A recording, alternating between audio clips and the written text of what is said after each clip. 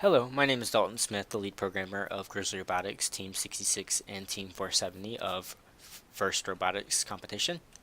And this will be a tutorial on GrizzlyTime, a JavaFX based time logging application. So first thing you want to do is you're going to want to head over to the releases page. The releases page will be linked in the video description, and you're going to want to install the version of GrizzlyTime related to your Java version. And in our case, it will be Java 8. So we're going to want to go ahead and click that, and then save file. And then we're going to also want to download the template. The template is a sample Google Sheet that helps organize your information. This isn't necessary, but highly recommended, as this definitely provides the sort of graphs that can be better used to analyze this sort of information.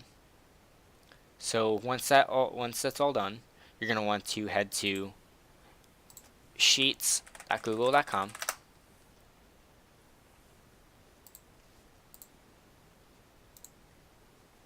and you're going to want to create a new sheet.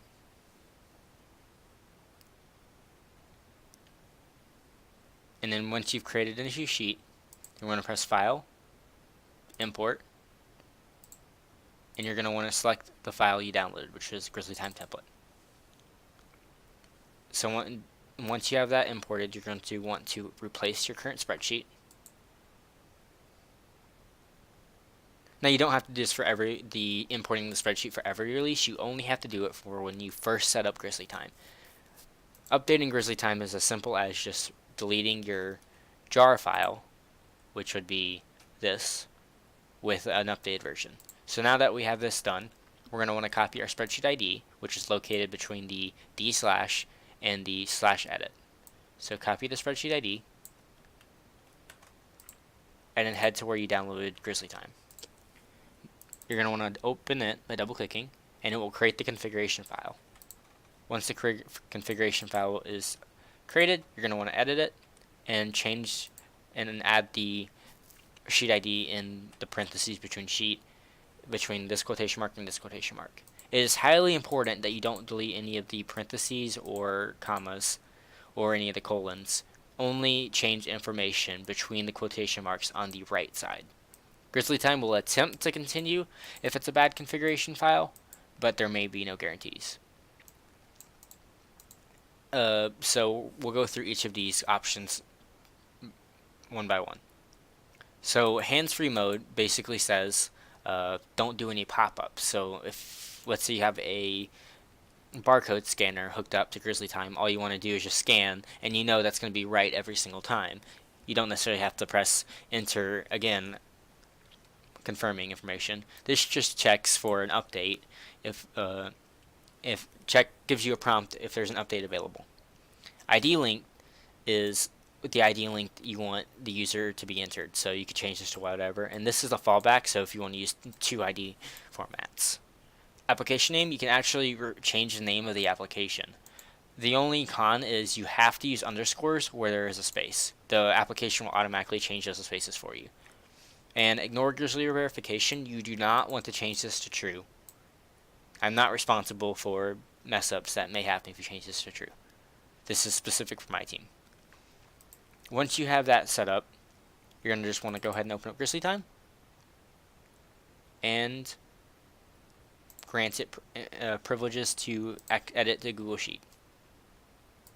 So now that it received our verification code, we now have GrizzlyTime. So we're going to go ahead and type an ID. Let's try 07 1401. Let's try that one. Dalton Smith, email of demouser@gmail.com. I'm a male and I'm a student. Great account. You can see how it instantly just popped up showing all this information, and if we actually head over to the summary page, we can actually see very useful information such as female, male, male to female members, and things like that. The ethnicity data is being worked on, so that's not super used at the moment. So let's go ahead and sign our user out, 07-14-01. Our user has just been logged out. And we can see how this growth versus time graph updated, because now we have a time.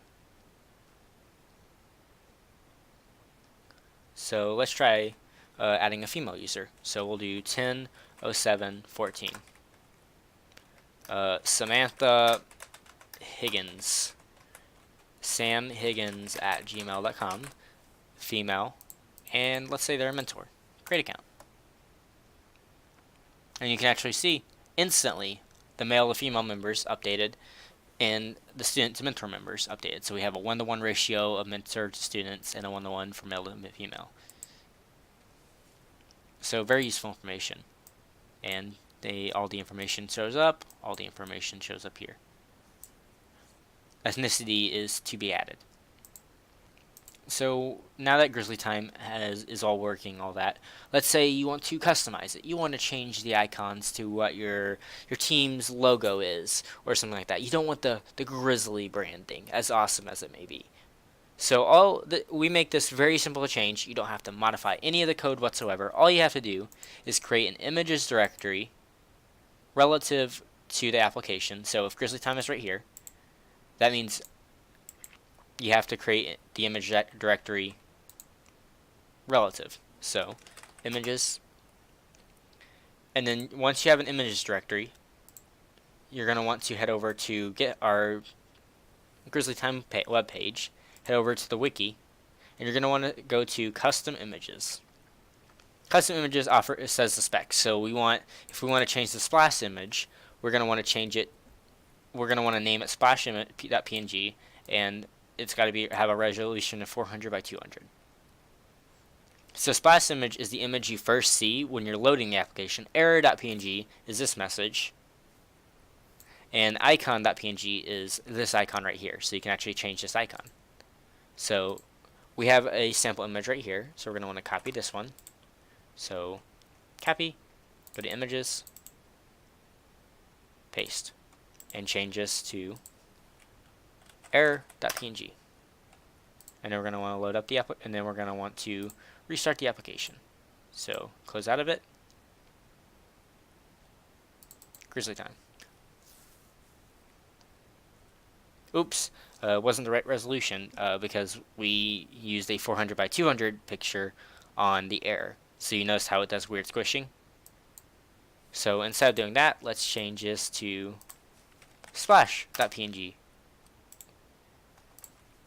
Splash.png. Okay. And then reopen up our application. And boom. See how everything's nice and pretty? And you have a full screen button, so you can actually make GrizzlyTime full screen. So, such as if you have a kiosk hooked up to a barcode scanner, you can actually just boop, boop, boop, log people in, and let GrizzlyTime handle all the work. You don't actually have to type things in yourself. Just plug in a barcode scanner via USB, scan users, and it will just work. And then I'd like to thank my robotics team and all of the open source libraries that were used in this project, and I'm very thankful to all the teams who decide to use GrizzlyTime as their main logging system for their team. Thank you, and have a very good day. Bye!